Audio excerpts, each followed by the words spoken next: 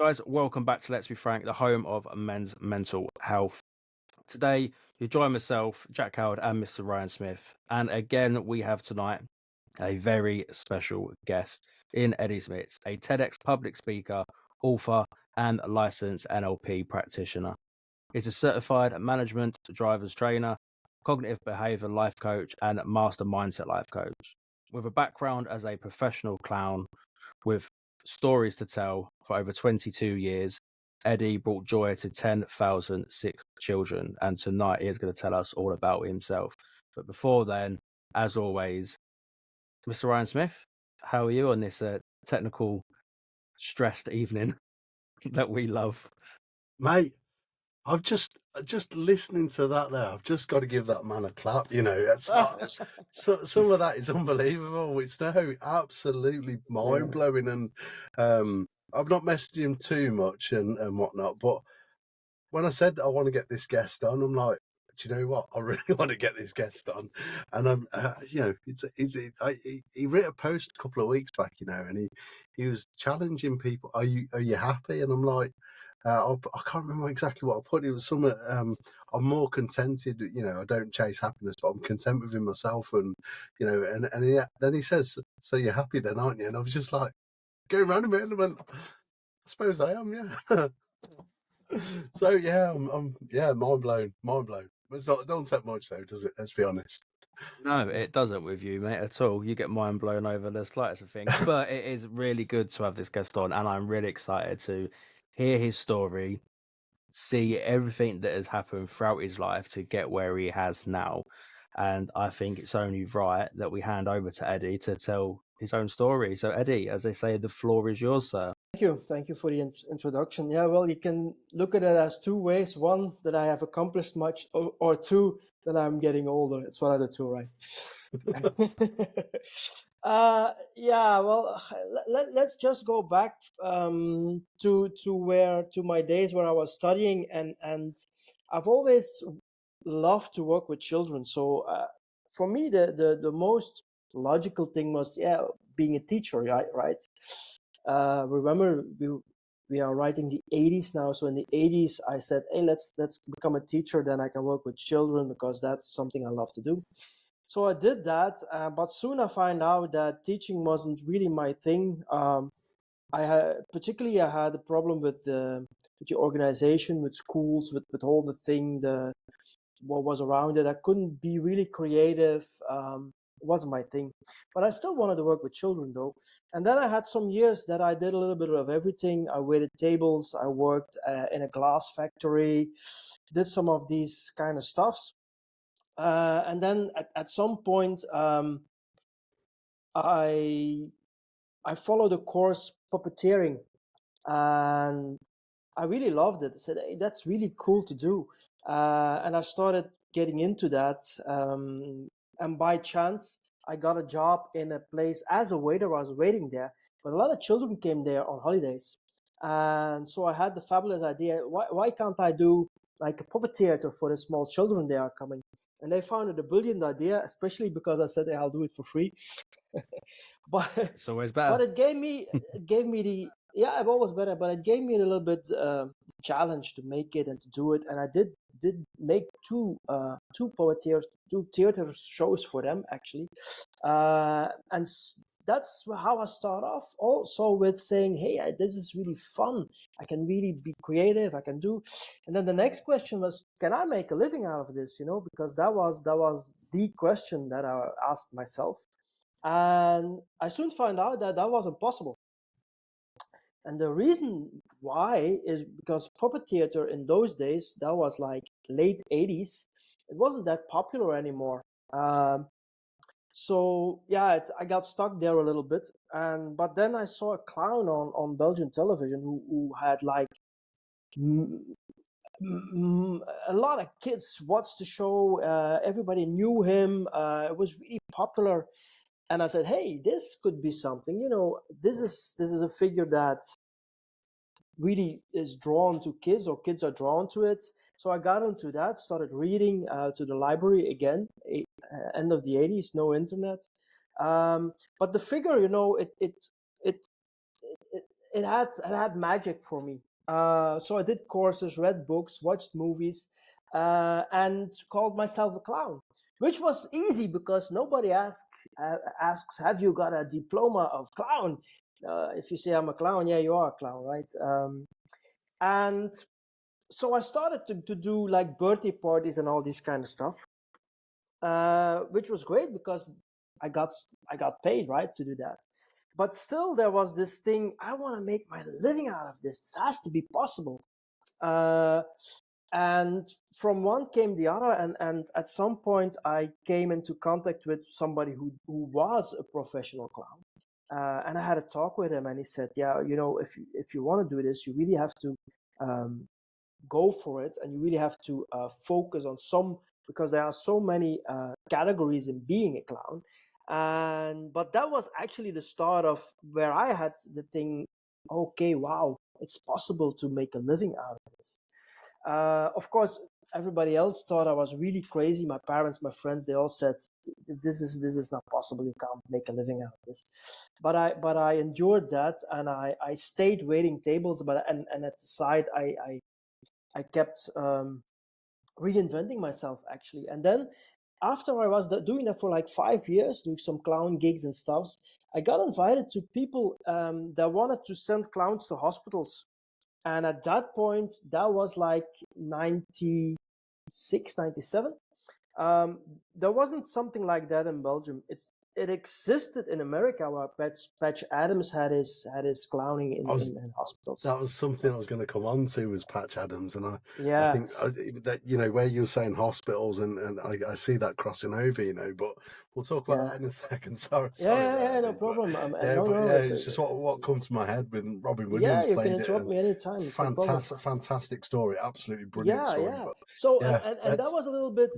I got invited to do an audition, actually. Audition was more like who are you, what are you doing? So I had a little folder of my clowning things and stuff, and 2 people came out of that audition, me and another one.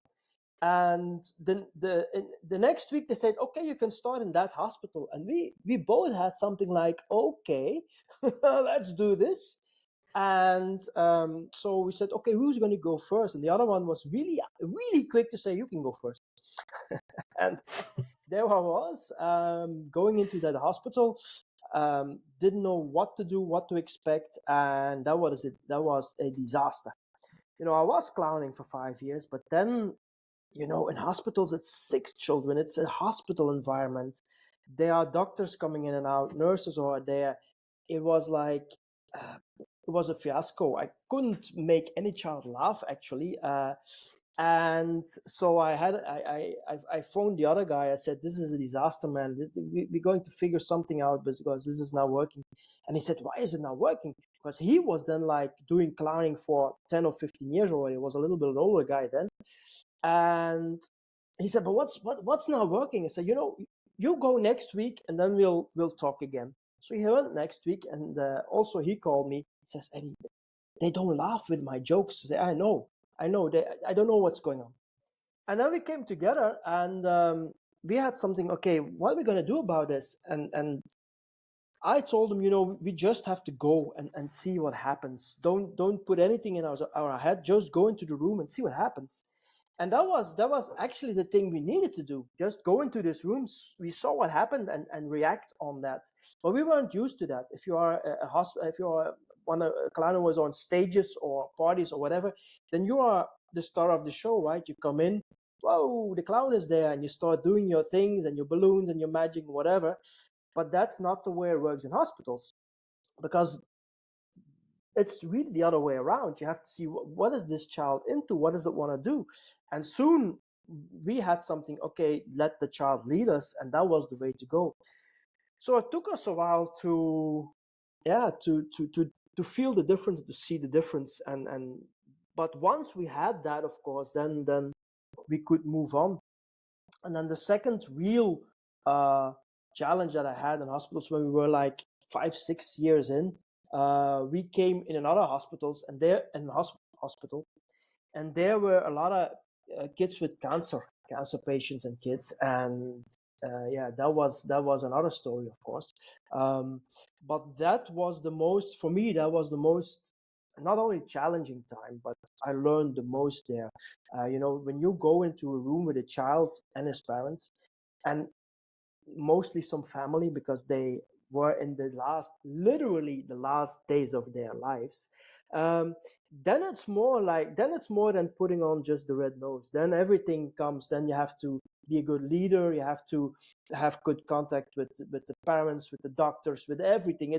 It becomes something totally different. And actually, the clowning that you do then is like 10% of all the rest what you need to do. And that's also when I found out, okay, when I do all these things that I do here in these children, with the parents, with the nurses, with everything, the way I stand in life, and the way I come about with these things, how can I use this in my real life? Because how can I use this without the red nose? Let me put it like that. That's also where I wrote a book about is all the things that we stood for as a clown in a hospital, our attitude, the way we were in the moment always, the way we communicated with people. All these things, you could really just put them in your real life. And that was not only the start of writing my book, that was also the start of my personal development, if you call it like that. And also the start of, but that was later, of coaching people, because now I coach people the same way that I did my clowning. It's one-on-one. It's being in the now. It's seeing what is necessary to help this man or woman to the next point. Where they were in a hospital, it was okay. Where can I bring this child who is in pain, or who has few days to live, literally, who are disconcerted parents, this family, where can I bring them to a stage or to a place where they can see things in perspective, or another perspective? So it's a little bit the same. And that's also why I say, as if people ask me, okay, what's the difference between your clowning and what you do now? Then I say, yeah, it's literally only the costume. I only changed costume. That's everything I did.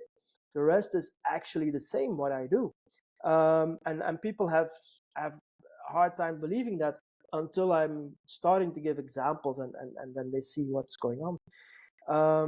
So yeah, that's a little bit the quick story of why I am so passionate about clowning, but also passionate about what this attitude does with a clown, and how you can bring these things in your life and in coaching in general, actually. Yeah. So when that Oh. gave me like 1,000 questions, and we're gonna go through them all. I love it. So when we look back at the point where you basically turn around to your friend, the other clown, and you kind of go, "This isn't working. Something's not right. Obviously, we're not getting through." Mm-hmm. How did your mindset feel at that point? Was you did you ever get to a point where you were like, "Do you know what? Let's just give up and quit"? Did you get to a point where like, "No, we need to just reinvent the wheel"? How was Oh yeah. your thinking process during that time?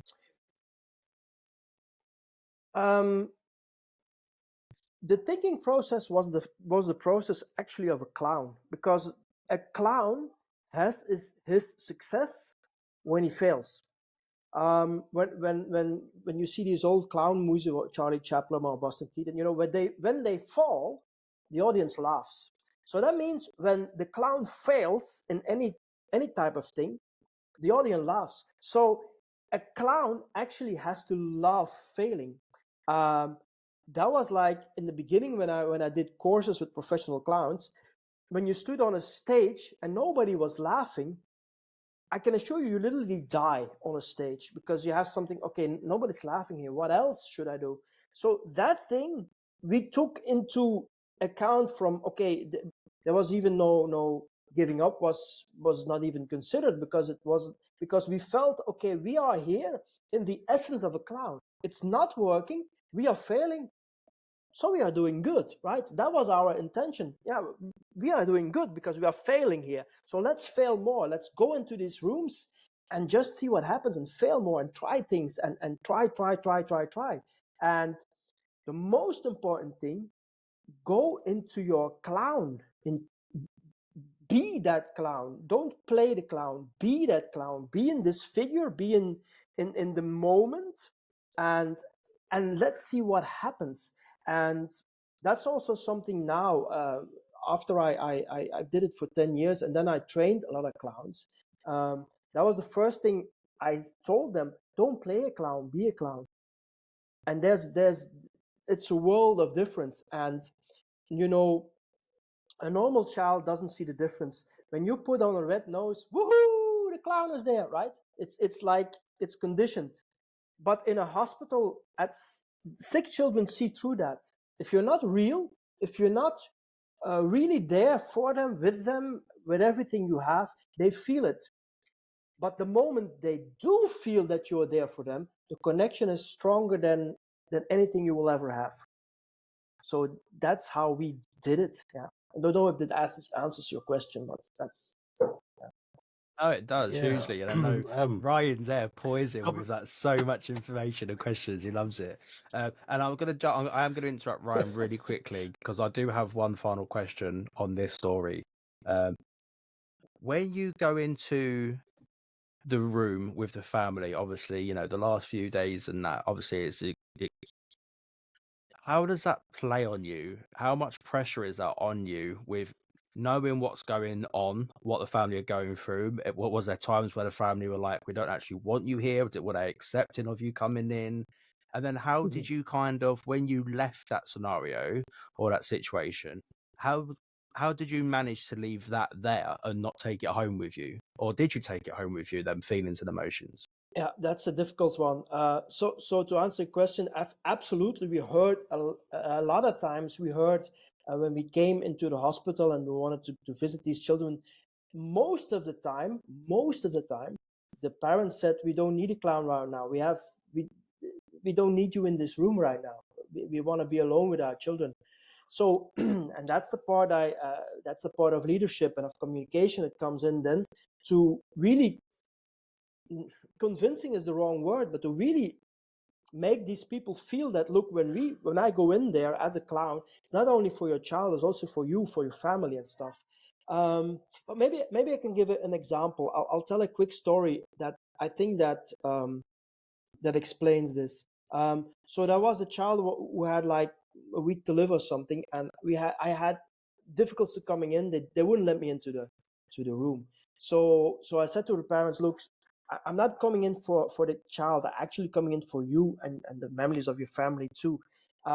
This will be something that you will see your child laugh. This will be the last thing or one of the last things that probably you see your child laugh. Don't take that away from you. And at some point they said, okay, then come in. And in this room was like, it was a funeral ambiance in the room. There was not much light. The family was sitting there. It was quiet. Nobody was talking. The child was just sitting on the bed. And I went in and absorbed this. And the only thing I could do was go and sit beside the child. I didn't really know what to do. So, but that was the trick. Is as a clown, you go in and you wait until something happens that you can use, which can sometimes last a long time. And in 1 minute in a room like that can seem like a day, right? But then at some point, I don't know why I asked it, but I asked the child, do you know why everybody is so sad in this room here? And I didn't know what to expect from that question, but I got a very strange answer back. And she said, no, I don't know either. So I went back to her and say, what do you mean? Well, she said, my parents told me that when I die, I will go to sleep forever. I said, yeah, that's actually true. When you die, you go to sleep forever. So I went into the story. And then she said, well, then I really don't know why everybody is so sad, because sleeping is my favorite thing to do. Wow. And yeah, and the moment I said that, you could hear a pin drop in the room. But after after that, I don't know, 5-10 seconds, I heard literally a sigh, like a sigh of relief. And someone started laughing, and another one started laughing, and they started talking with the child, and that was my cue. That was about, okay, I'm off here. I did my job. But that's really a story that explains how much we could do as a clown. And until this day, I still get a Christmas card of this family. The child Wow. died 7 days after that, by the way. That's But I a- still get a Christmas card each year from that family. And yeah, that's what we did. And yeah, that's why we were so compelled also to get in this room, because we knew what we could do, and we understood that the people didn't understand. We understood that very good. That's why we were so determined to get into these rooms. Ryan's off. And Ryan's off again. Yeah, It's powerful though. I am off. And it's I don't have an episode where I don't No. cry, but that is absolutely. It's that changed my life. That visit to that girl changed my life forever. My life wasn't the same anymore after that visit. That's so profound, though, and it does go Yeah. to show how much value and lessons we can take from our children. Yeah. You know, I'm a new father, literally 14 weeks now, and Congrats. my life has totally changed since he's come into this world, and I just wanted to, you know, on behalf, I mean, the gratitude that you've obviously brought that family, and the thanks, you know, all these. I don't know how long ago it was, but you know, I'm just lost for words, and that's just wow. Yeah. Ryan's been hit with emotions, unreal. but that's the and beauty. to finish the story, That's the beauty of the story, isn't it? But yeah, and that's also what I want to do for people now, around happiness, around. That's also what and I have the same trouble that I had then to come into the room, right, into the hospital room, and I have the same trouble now to explain to people and to see what you do and to get through to people. It's the same challenge. It's identically the same challenge, and I understand. Yeah, but that's that's the challenge. Yeah, something that you said. We actually had a consultant psychologist come on a couple of weeks back, and something that you were saying earlier as well about failure. He was saying the exact same things. You know, putting yourselves into sort of a controlled failure state. You know, so when the times come where you can't help the moments that you do fail on, you're more prepared for them. And so, you know, how you saying what you've said and what he said, I think that there's really a lifelong lesson in that. You know, accept failure. You know, I just think if you can accept it and learn from it, I the think only bloody thing is that you only realize it when you're through the failure. Even as clowns, even in my courses as a clown, I know that I had one course where that was 10 days or 2 weeks, right? And I think the second or the third day, I don't know which day, I drove home crying, and I said to my then ex-wife, I'm not going back there anymore. It's too much. I can't do this. I thought I was a good clown. I can't do anything. These guys are all so good. I'm nothing. But then I endured. Of course, I went back. But then it was really. I felt so bad. I felt shit. I thought this clowning, will never learn that, and all these thoughts were coming then. So that the period when you are in this failing state, and that's where most people don't tell you. They say, yeah, you need to fail, and failing you need, but most people forget to tell you the moment that you are failing. Yeah, excuse my French, but that's really the shit you're in. And at that point, it's really hard to see that it's not shit, that life is not shit, that your relationship is not shit, that your profession is not shit. That's a really hard thing to do. And even as a clown, when we knew we need the failures, we knew it, even it was really hard. And I think a lot of people forget to tell that. And I can tell that now too. You know, you need to fail, because from failing you learn and all these things. But I can tell you, at the moment you are failing, it's really hard. And but there's no way to make it softer. You need to go through this hard period. But it's hard. Yeah, I mean, we have a lot. I mean, both Jack and myself, we've dealt with a lot, you know, and we're both advocates. You know, we wouldn't have started this podcast. You know, Yeah, what this will be. that's the good thing. You know, this is season 2. We wouldn't have started this podcast. We have a Facebook group where we work with a charity, you know, alongside a charity, but that wouldn't exist because we wouldn't have been able to recognize the need for it. Yeah, And we wouldn't have been able to kind of start planning season 3, season 4. You know, we've had a lot of failures through the podcast, and as well, you know, we've looked at of course. things, we've done things, things haven't worked, and Yeah, when you break them down, it's not you know, people look at this as one big failure, and actually, if you actually look at it and you think, well, I've done this project now for 12 months.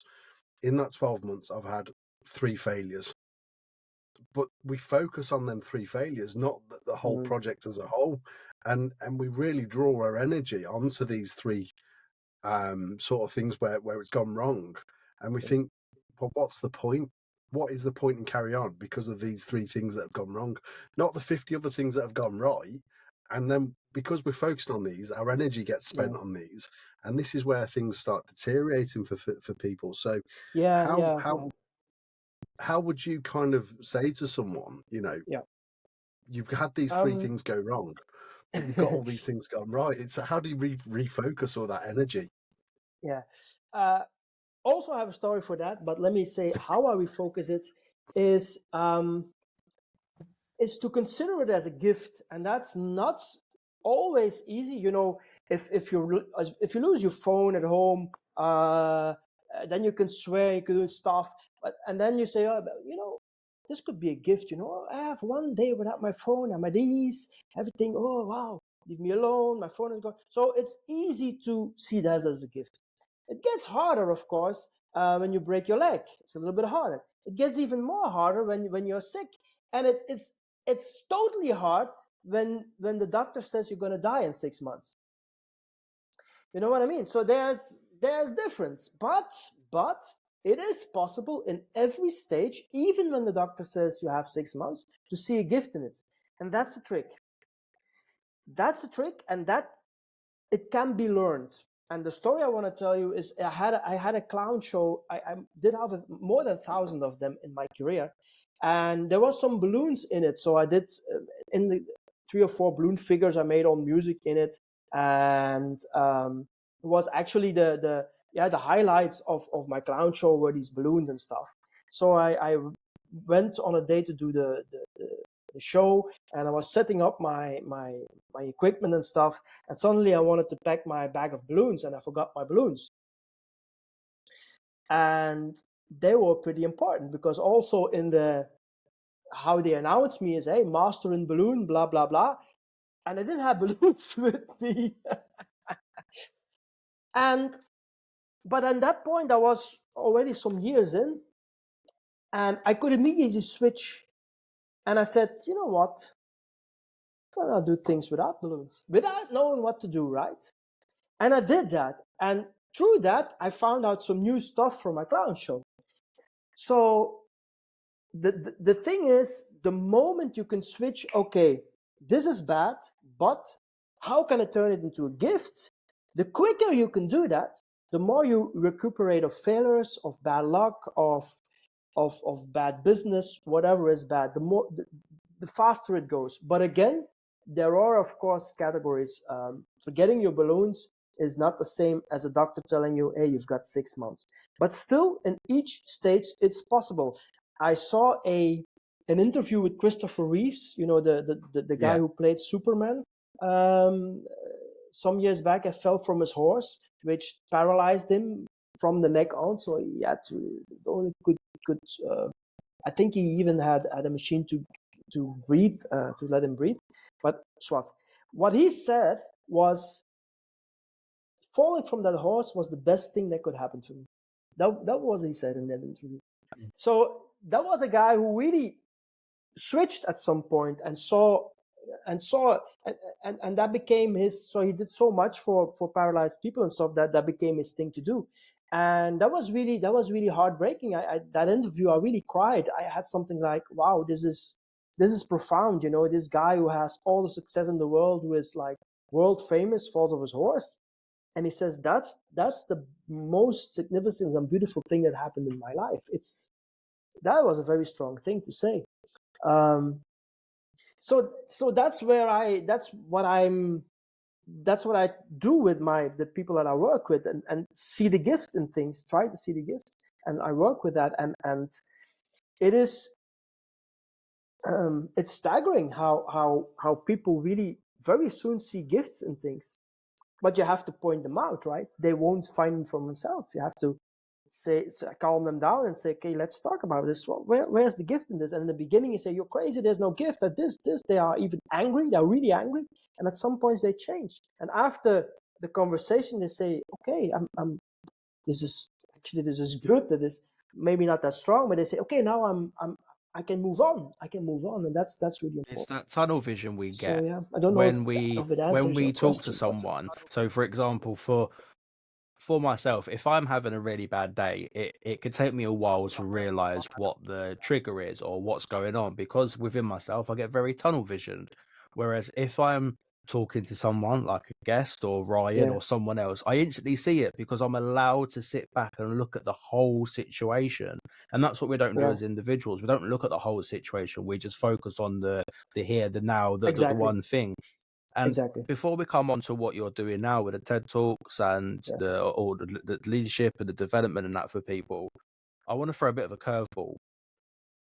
And I want to ask, with regards to your younger years when you started, was there any times you used your profession as a clown or the thoughts of being a clown to kind of hide any of your own inner demons, inner emotions, what was going on? Was that like a mask for you, say, or not?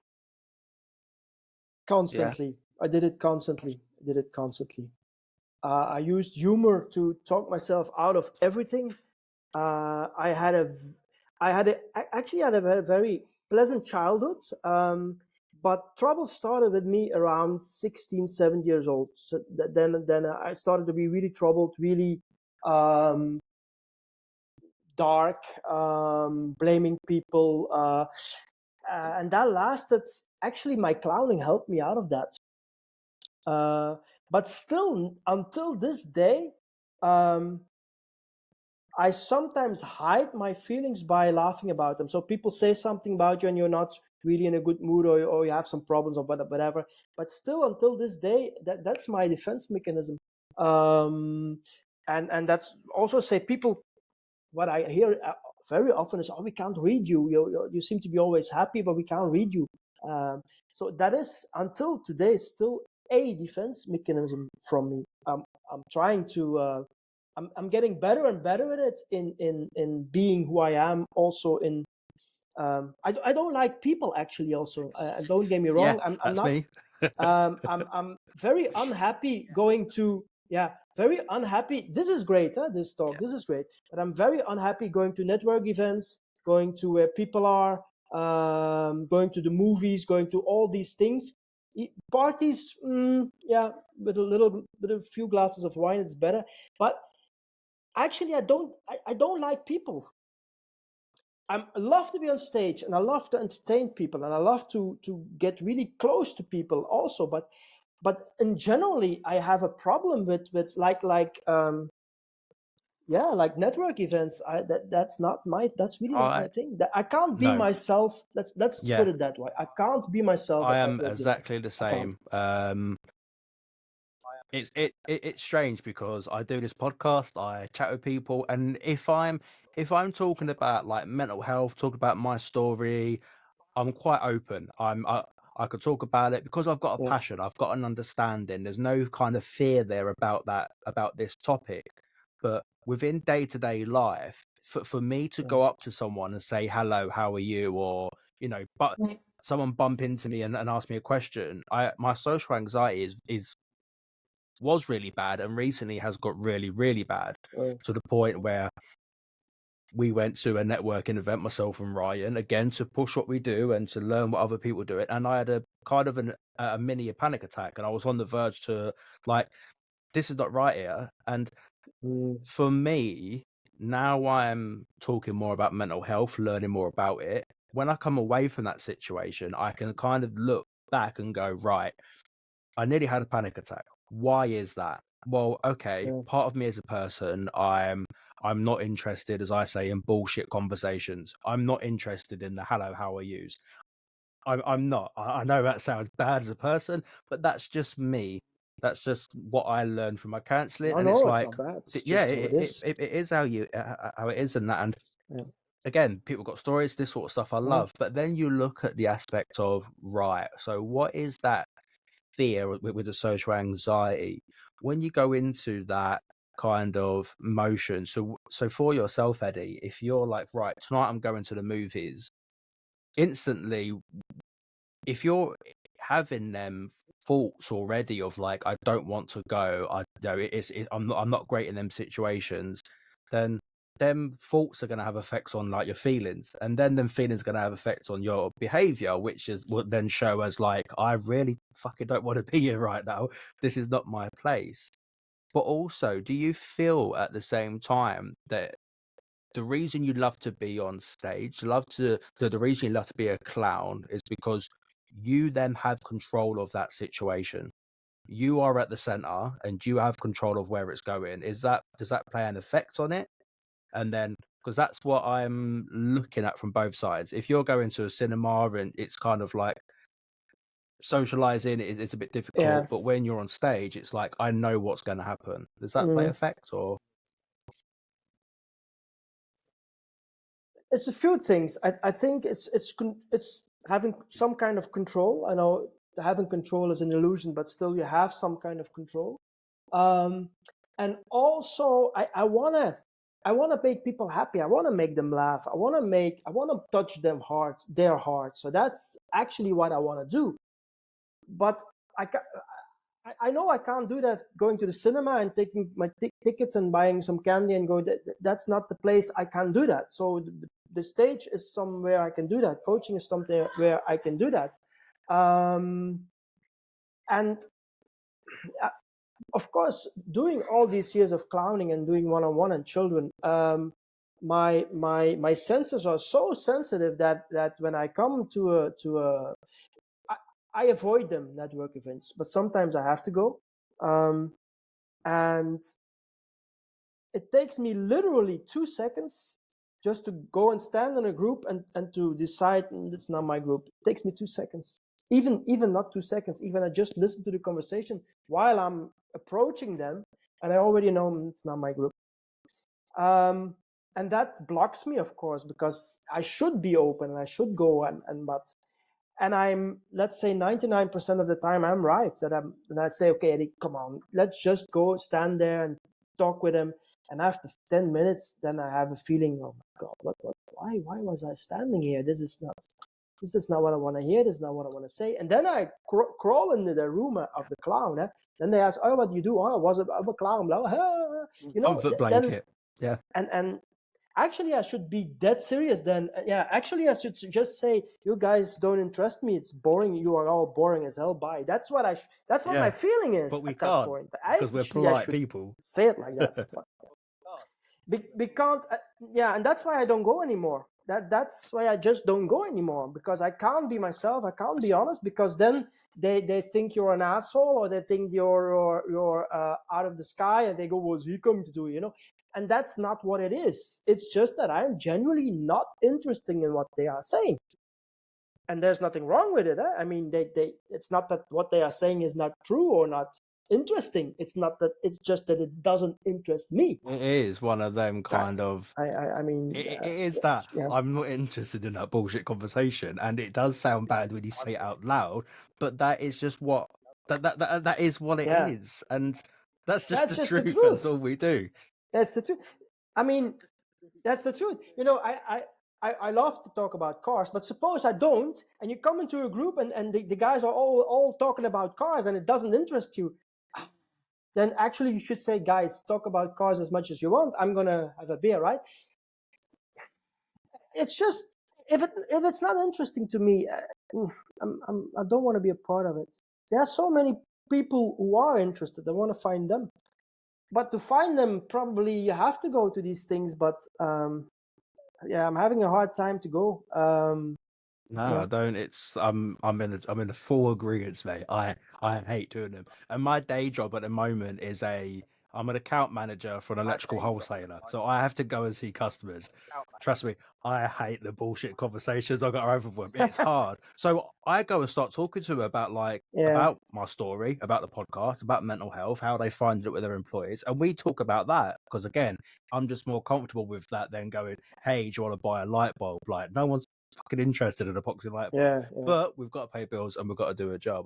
So with you now then doing obviously the public speaking, obviously your coaching, what was your thought process? How did you go, do you know what? The clowning's done. I am now going to jump into this. Was it kind of a quick switch? Was it a long process? And how have you found it?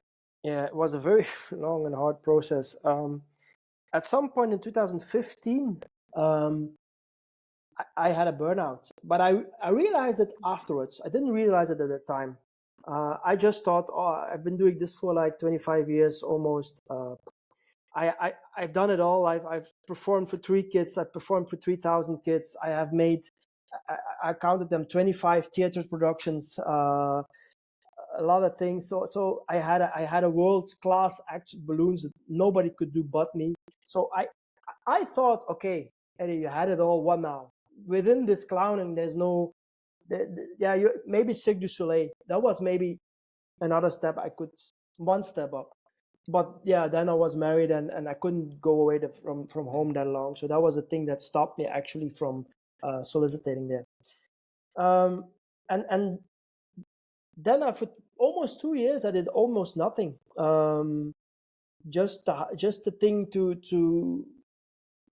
keep the bills paid. That was it. And that was a long period that I really didn't know what to really do.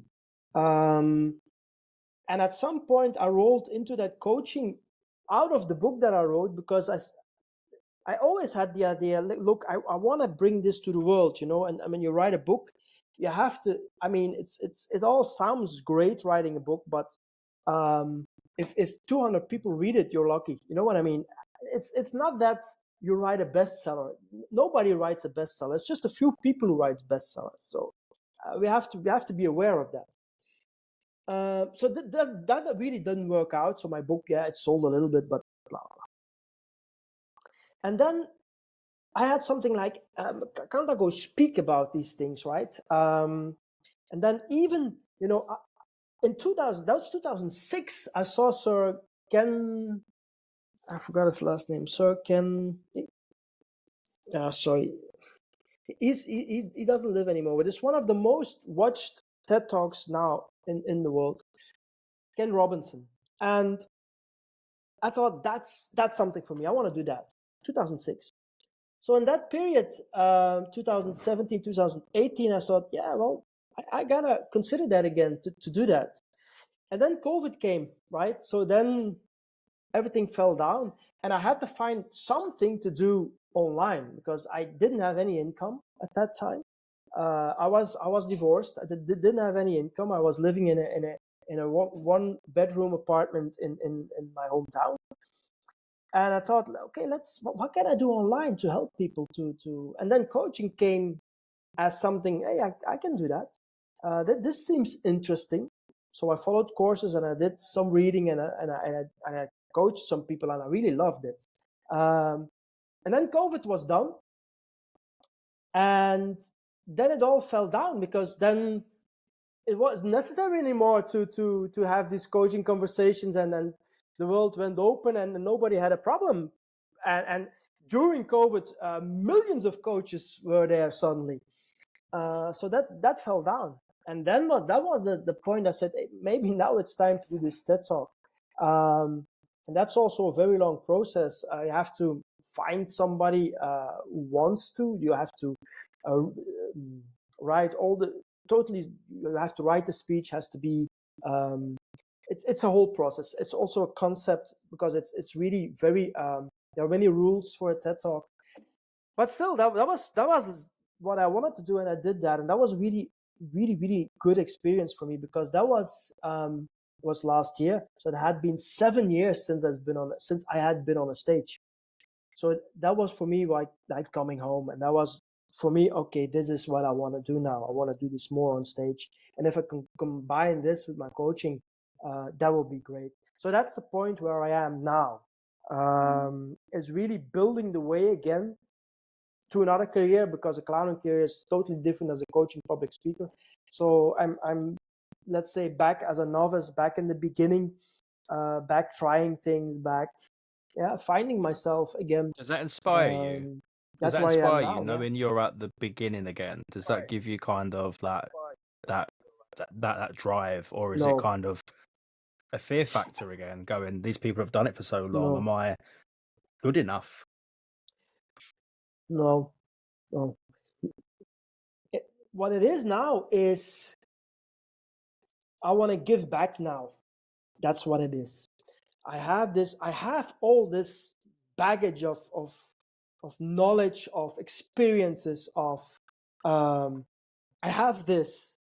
It would be what a shame it would be if I'm not giving this away and helping people with the things that I know how I can help them. So that's my point of view now. But it doesn't inspire me. It doesn't. It is not even a passion. That was my clowning. That was my theory. That was a passion. But it evolved to, and I love it just as much. Don't get me wrong. But it's giving now. It's helping people. It's giving, and I love it. It's something totally different. Although there are of course a lot of things that have the same principles and value.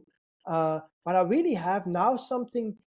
Yeah, the last 25 of my career, I want to give. It's not that I'm giving things away. I'm not working for free. That's another thing. But I want to give my experience. I want to give it. I want to. That's also why this public speaking is so important for me. You can reach a lot of people, and if I speak for 100 people and just one takes something away and does something with his life, or that's great. No, that's more impact that I had in 22 years of clowning, I think. I don't know. So Eddie, I just want to ask, we've got a thing coming up in a couple of months, I think around about November time, where we're actually going to be giving a talk on stage.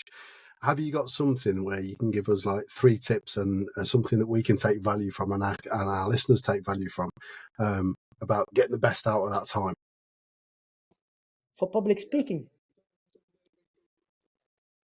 yeah. The biggest thing is it's not about you. Put that in your head. If you're on a stage, just before you go on a stage, think it's not about me. That's the number one. It's just not about you if you go speaking. It's about what people that are there. It's not about you. And the second one is really speak from your heart. Try to just speak from your heart what you feel more. You have the data transmission, you have the other transmission, right? And it's the other one you have to touch with people. So stay away of graphics and figures. We have 20% of people do this, these people that talk like that. No, go to the other side. Go to the touching heart. Why are you on the stage? What do you want to accomplish? How do you want to touch people's hearts? And one is enough. Go for one. That's what I do. I'm stepping on a stage, and really my big thing is, if one of these guys or girls, if one takes this and does something with it, how great would that be? How great would that be? Because at that moment when you speak, everybody is yay and oh, and they come afterwards. They come to you. Oh, it was great, and I learned so much. Right? All these things. That's what they come up to me. But but sometimes I think, okay, that's all great, but how many people are really going to do something with it? Not only take the advice and say, hey, this was a great speech, what he said, but how are they going to change their life with it? And that's also what I'm going to do more in my future public speaking. Is the last piece is calling them out. You've heard this now. What are you going to do? Tell me, what are you going to do with this now? What's the first thing you're going to do when you go out of this room now? And I'm going to even call them out. I want you to call somebody. Just make one phone call after you go out here. One phone call. That's if I can do that, that will be. Even if only 10 people do the call, because they're probably going to call their, I don't know, maybe they're going to call their mother to say how much they love them, or their children, or their wife, or their boss, or whatever. So they're going to do a phone call, what otherwise they wouldn't have done. And that's when you change things, and that's when things are starting to change. Because I think we often have the feeling people know that we love them, and people know that but often they don't, and it's always good to communicate what you actually want instead of thinking that they know.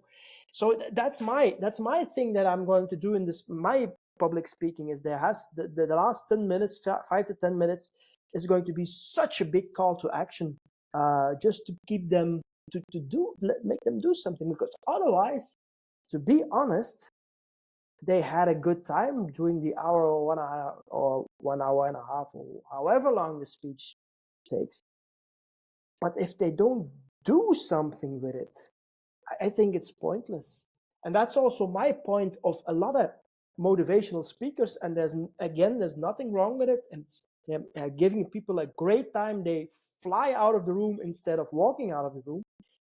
But 2 days after the speech, it's gone. I compare it with a hot bath. If you lay yourself in a nice, long, hot bath, and you don't pour hot water with it occasionally, it's going to be ice cold within the half hour. And that's what motivational speech does with a lot of people. They are so hyped up, and they go out of the room, and they call it from the rooftops, but the next day it's gone. It lasts 3 days if they are lucky. And if in these 3 days they take something on, but I really believe chances are small, unless they are, of course, accompanied and they go into a program and stuff. But otherwise, I don't believe it. Yeah. And that's why people don't change. They say that's everybody wants to lose weight in general. But it's the work behind it that the people, we're all happy to listen, we're all happy to take on board, but we're not happy to do the work. And I've been guilty of that with when my first when it was like the first mental health. I was like, I don't want to do the work for that. Quick fixes, and it's not. It is learning, education, listening, taking the time. It's a slower process. What people believe. Every day. And if you don't do it one day, it's okay. Don't blame yourself for it, but start again the next one. If you don't do it 3 days, no problem, but start again. And at some point you will do some things every day. And mental health is not different than going to the gym. I call it mental fitness, by the way. It's the same. You have to just do the things you need to do every day. And it could be anything. That could be sitting 10 minutes with your cup of coffee in the snow. I don't know. I'm just selling something, but every day it's something little. But it's every day. You know the expression, an apple a day keeps the doctor away. An apple a day. That's the key word. It's not the apple. It's the a day. That's the key word. I'm a little bit everywhere on social media, LinkedIn, Facebook. I have a website, eddysmits.com. I think if you Google my name, you'll find something. Mostly like you come with my TEDx talk. If you Google me, that's my website, and there are the things that pop up. If you think in any way, even just in a call, that I can help you or give you some clarity, I'm always happy to talk with people. Before even start doing something with them, that's another thing. But I'm always happy to listen to people and see what I can do for them. Give them clarity. That's also important. A lot of people think that they are stuck in some things, but 90% of the people are wrong. It's something else. What really is the problem, and they keep they keep taking the aspirin for the headache, but there's something else going on. And yeah, you can take as much aspirins as you want, but you can't. The root cause is not cleared when you keep taking these aspirins. It doesn't help. And that's what I do even in one conversation, to point out, and it hurts. That's the thing I can do in that conversation, what I can't do in a where people come together in a network event. But I do that in my coaching call, and I'm calling them out, say, okay, what I'm going to tell you the blunt truth. Is that okay? I'm asking permission. It's key. And they say, yeah. Then I'll tell what I see. I'm not speaking the truth. I'm just telling them what I see and what I hear, what they are saying. Yeah, and sometimes that's very confronting for people. Yeah. Not sometimes, actually every time. Yeah. That's how it starts, and that's what a clown does too. He confronts. He confronts. He holds big fat mirror. Eddy, I want to thank you so much Thank for you coming guys on. for inviting me. Jack, as always, it's been a pleasure. But I am going to end the show as I always end the show. Stand up, speak out, and remember, use your voice.